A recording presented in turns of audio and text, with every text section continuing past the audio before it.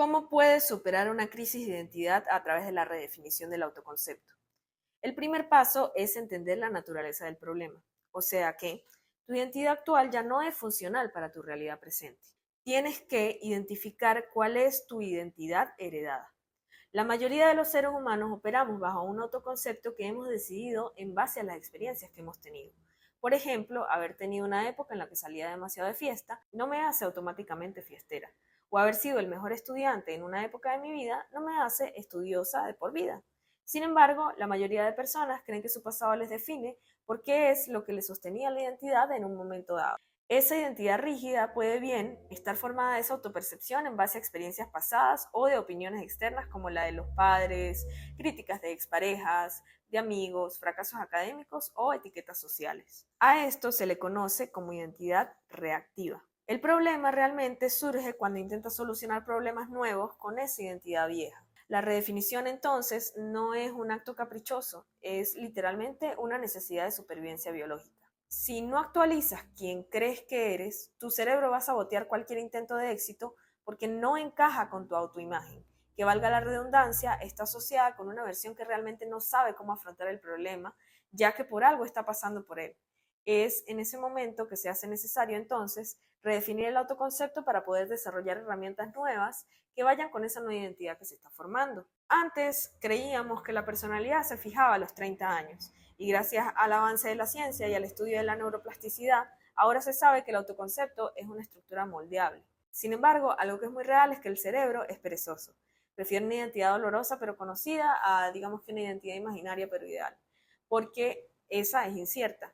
Para cambiar necesitamos romper con esa identidad cómoda y tienes que estar dispuesto o dispuesta a pasar por un periodo de vacío existencial donde no eres quien eras, pero aún no eres quien quieres ser. En ese periodo es muy probable que quieras volver a la identidad vieja, pero ya no puedas porque ya no la sientes tuya. Y es ahí donde se va a sentir la tristeza y la desesperación. Pero es necesario pasar por ese periodo, ya que en ese momento es cuando encontrarás la necesidad de formular esas nuevas herramientas que construirán esa nueva identidad. Mientras más veces cambies esa idea de ti, más fácil se te va a hacer superarlo cada vez que tengas una crisis. Y por ende terminarás por entender que no es solo una nueva identidad, sino que es la misma identidad, eres la misma persona, pero ahora con la capacidad de ser flexible y de acomodarte en diferentes posiciones dependiendo de la situación que esté pasando. La segunda parte es aceptar que el cambio implica una pérdida real, como en todo, y que es necesario soltar el pasado para construir el futuro. Hay que procesar el duelo de la identidad pasada. Digamos que es un proceso de fragmentación psicológica que ocurre cuando perdemos el entorno, porque ese entorno lo construimos con la identidad pasada. Un entorno que servía de espejo para seguir aprobando esa identidad, provocando que el cerebro entre en un estado de abstinencia emocional al verse forzado a desmantelar los circuitos neuronales que le conectaban con el entorno para regresar a una estructura individual donde tiene que cambiarlo y moldearlo. En este estado, que yo siento que es la parte más difícil, la sensación de vacío no nace exactamente de la soledad, sino de la sensación de que no se tiene una identidad clara. Te vas a sentir un extraño en ti mismo porque las etiquetas y rutinas que antes te daban coherencia han dejado de existir, convirtiendo el dolor en una crisis existencial donde la única salida es la desidentificación con ese entorno. Las personas suelen tener duelos de identidad cuando experimentan, por ejemplo, algo muy común que sucede es cuando tienen una ruptura. El dolor no es solamente por la ausencia del otro, sino también por la pérdida de la identidad compartida. De ahí viene también esa frase que escuchamos tanto que dice, no le extrañas tanto a la otra persona, te extrañas a ti cuando estabas con él o con ella. Y eso sucede porque tu cerebro creó neuronas espejo y rutas sinápticas que solo se activaban en la presencia de esa persona o con el entorno que habían creado juntos. Aquí es donde tienes que evitar recuperarte inmediatamente, o sea, correr a buscar una identidad que se asocie a la vieja porque es lo que conoces, o desanimarte y pensar que te perdiste por completo. Tienes que entender que esa versión anterior ha muerto definitivamente para poder liberar el espacio mental necesario donde proyectar y construir mediante la acción y la acumulación de nueva evidencia, un yo posible que sea independiente de las circunstancias externas. Esa versión de ti no se va a recuperar, se transforma y finalmente se sustituye. No es un final, es una oportunidad para crear nuevas partes de ti mismo. Ahora viene mi parte favorita, que es la de la visualización o la de utilizar la simulación mental para crear un nuevo punto de motivación que venza la necesidad de volver al pasado. Nuestra mente es un simulador de realidades. El autoconcepto es un sistema dinámico que incluye no solo lo que fuimos, sino todas las variaciones y posibilidades de lo que podemos ser. La visualización de un yo ideal puede motivarte con imágenes sensoriales para llegar a esa versión de ti que te gustaría ser después de pasar por el duelo de la identidad pasada y el vacío respectivo, donde es que empiezan a surgir estas ideas. Si tú, por ejemplo, te dices, quiero ser una persona disciplinada, para tu cerebro eso simplemente es ruido, es un concepto abstracto, una palabra sin peso. El cerebro no sabe qué hacer exactamente con la palabra disciplina. La visualización ocurre cuando transformas el concepto en una simulación sensorial completa. La baja avidez, por ejemplo, es decir, quiero empezar a ir al gimnasio. Eso no tiene mucho impacto. La alta avidez, al contrario, es decir, por ejemplo, puedo sentir el peso de la mancuerna en mis manos, siento el sudor, siento el metal, me veo en el espejo, veo cómo se me marcan los brazos, etc. Para el cerebro, la imaginación vívida y la experiencia real activan las mismas zonas neuronales, lo cual es increíble. Cuando visualizas con alta avidez tu yo posible, el cerebro empieza a segregar dopamina y noradrenalina casi como si ya estuvieras logrando esa meta. Esto reduce la dificultad de comenzar a hacer algo porque tu mente deja de ver el cambio como algo extraño y peligroso para verlo como algo que ya conoce. Para lograrlo, puedes profundizar en estos tres componentes de la visualización. El primero, el detalle sensorial. Te haces preguntas como, ¿qué ropa lleva puesta esa persona que está haciéndolo? O sea, yo cuando lo esté haciendo. ¿Cómo es el tono de mi voz? ¿Cómo se siente mi postura corporal? El contexto social, por ejemplo, con quién se junta, cómo reacciona cuando alguien lo critica, qué tipo de conversaciones tengo en una cena. Y la accesibilidad, que es qué tan fácil es traer esa imagen a la mente. Si tienes que esforzarte mucho para imaginarlo, la avidez es baja, pero no pasa nada. La redefinición del autoconcepto requiere que practiques esto para que poco a poco logres visualizar mejor esa versión y de alguna manera engañes al cerebro causando un ciclo de motivación.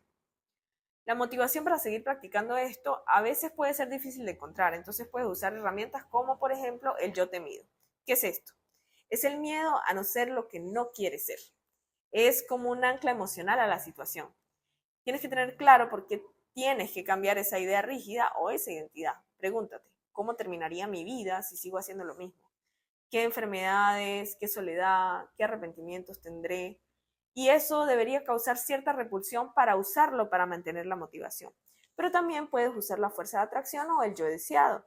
No se trata solamente del deseo de algo, por ejemplo, de ser rico. Es lo que implica lo que tienes que hacer y quién tienes que ser para llegar ahí. Entonces puedes aplicar la visualización preguntándote como, por ejemplo, cómo tratarías a la gente, cómo se vería tu cuenta bancaria, cómo es tu paz mental en ese momento. Y para que eso se sostenga, viene una parte muy importante de este proceso, que es la de darte evidencia. El autoconcepto es difícil de planteárselo porque está limitado por la identidad rígida, lo que pensamos que podemos hacer en base a lo que creemos que somos. A eso se le conoce como el yo esperado. Cuando empiezas a redefinir el autoconcepto, tienes que ignorar esa probabilidad para centrarte en lo que es posible, ya que la brecha entre el yo esperado y el yo real es la autodiscrepancia que puede llegar a ser un obstáculo. Redefinir el autoconcepto implica aprender a sostener esa brecha sin rendirse, transformando la ansiedad del no soy suficiente en la energía necesaria para ejecutar los cambios que te acercarán a la versión que has diseñado, y para eso necesitas empezar a darle pruebas a tu cerebro de que esa nueva versión es real a través de acciones muy pequeñas pero constantes, porque no se trata de cambiar de golpe, sino de tomar decisiones hoy basándote en lo que esa persona que quieres ser haría. Así, poco a poco, tu mente deja de sentirse atada a tu pasado y acepta que tu nueva forma de actuar es tu verdadera identidad. Para ello tienes que limpiar las etiquetas y eliminar el ruido del pasado, porque eso está ocupando un espacio y no puedes construir sobre terreno ocupado. Para ello tienes que identificar las ideas limitantes asociadas a tu autoconcepto, etiquetas de origen, de capacidad o de evento. Por ejemplo, una idea limitante es soy incapaz de hablar con desconocidos. Cada etiqueta debe ser procesada mediante la duda socrática, que es una técnica cognitiva conductual. Eso son básicamente preguntas y las preguntas son, ¿es una verdad absoluta? ¿Me sirve para mi yo deseado? Y si la respuesta es no, se elimina del vocabulario. Para eliminar una etiqueta limitante no basta solamente con ignorarla, tienes que despojarla de su autoridad mediante un proceso de sustitución y desvinculación activa. Empiezas con el cambio del lenguaje. Tienes que dejar de usar el yo soy y cambiarlo por estoy experimentando o tengo el hábito de, O, por ejemplo, tengo el hábito de no hablar con desconocidos, pero puedo cambiarlo. Segundo, vas a buscar evidencia contraria. Busca una sola evidencia real que contradiga esa etiqueta para romper su validez absoluta. Y tercero, sustitúyela usando la palabra aún. Por ejemplo, aún no domino esta habilidad. Al dejar de alimentar la etiqueta y realizar acciones incompatibles con ella, el cerebro suelta esa vieja creencia. Es probable que en el proceso te des cuenta de que esa identidad ideal tampoco es sana, porque puede que se convierta en algo rígido. Entonces tienes que desarrollar una identidad flexible, donde ciertos valores raíz sean la única constante. No tienes que mentirte a ti mismo. Una vez conseguida la motivación, encuentra los valores que sostendrán esta nueva versión capaz de tolerar el cambio. Por ejemplo, cultivar la autoconfianza, que es simplemente la reputación que tienes contigo mismo. Si te prometes algo, te lo cumples, y tu autoconcepto sube de nivel. Si fallas, tu identidad se degrada y te sientes traicionado por ti mismo. Casi por último, y muy importante, es el hackeo del entorno físico. O sea, alinear tu realidad palpable, física, real, con tu nueva visión mental. Tu autoconcepto es un reflejo de tu entorno también. Tienes que ser coherente con lo que quieres ser y en quien quieres convertirte. Necesitas personas que vean en ti ese mismo potencial, no tu pasado. Necesitas mantener tus ambientes ordenados, tu habitación o tu casa, que es tu representación física de la mente, limpiar tu espacio, cambiar tu ropa, cambiar tu rutina y engañar a tu cerebro haciéndole creer que ya eres una persona distinta. La importancia de modificar tu entorno radica en que el cerebro utiliza señales externas constantes para reforzar quién eres. Al limpiar tu habitación o tu casa, actualizar tu imagen o rodearte de personas que validen tu potencial futuro, estás interrumpiendo el flujo de información que sostiene tu antigua identidad. Este hackeo ambiental reduce la resistencia al cambio, ya que al ver orden y coherencia a tu alrededor, tu subconsciente deja de luchar contra el pasado y empieza a aceptar que la transformación ya ha ocurrido, permitiendo que tu comportamiento se alinee con tu nuevo autoconcepto de forma fluida. Finalmente, el cierre es la consolidación mediante la arquitectura de hábitos. El autoconcepto no se mantiene solamente con pensamientos o con la visualización, se mantiene con pruebas. Los hábitos son los ladrillos con los que construyes la evidencia diaria de tu nueva identidad. El hábito como voto de identidad. Cada acción que realizas es un voto de confianza contigo mismo. Si lo que quieres, por ejemplo, es ser artista, cada vez que creas arte, estás emitiendo un voto de confianza en esa versión tuya. No necesitas ser perfecto, solo necesitas que la mayoría de tus votos ganen al final del día.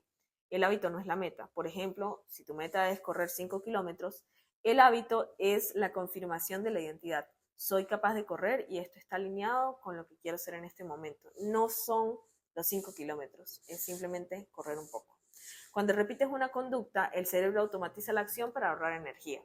Si logras que las conductas de quien quieres ser se vuelvan automáticas, todo tu concepto deja de requerir esfuerzo. Ya no estás intentando ser alguien nuevo, simplemente eres esa persona porque tus acciones diarias no te permiten ser otra cosa. Para que el cerebro no active sus defensas contra el cambio, el hábito debe ser tan pequeño que sea imposible no hacerlo. No tienes que intentar leer una hora, lee una página. No intentes meditar 20 minutos, medita 2. El objetivo es establecer la presencia de la nueva identidad antes de optimizar el rendimiento. Una vez que el hábito de aparecer esté consolidado, la resistencia mental va a desaparecer. Engañas al cerebro haciéndole creer que la actividad es segura y conocida. Esto es vital para sostener la motivación. Finalmente, para que esos hábitos se instalen y casi que te condiciones a ti mismo, el cerebro necesita una recompensa inmediata. En este caso, en la redefinición del autoconcepto, la recompensa no es un premio externo, sino el reconocimiento consciente de lo que lograste ser. Cada vez que termines un hábito de tu nueva versión, debes decirte, esto es lo que quiero hacer en este momento y me estoy cumpliendo. Puedo confiar en mi capacidad para ser quien quiero ser. Este pequeño refuerzo libera dopamina asociada a la autoimagen, fortaleciendo las rutas sinápticas de la persona que quiere ser. Con el tiempo, la mayor recompensa no es el resultado del hábito, sino la satisfacción de saber que tu palabra contigo mismo tiene valor. Aquí es donde la autoconfianza se vuelve inquebrantable. Cuando finalmente tu comportamiento diario es el reflejo exacto de tu diseño mental o de lo que te propusiste. Esos son los pasos que podría darte para cambiar tu autoconcepto, que igual es un proceso natural, pero teniéndolo más claro puede facilitártelo. Si llegaste hasta aquí, recuerda que doy asesorías online y puedes suscribirte para más contenido como este o seguirme en Instagram donde salgo como Silucidez. Adiós.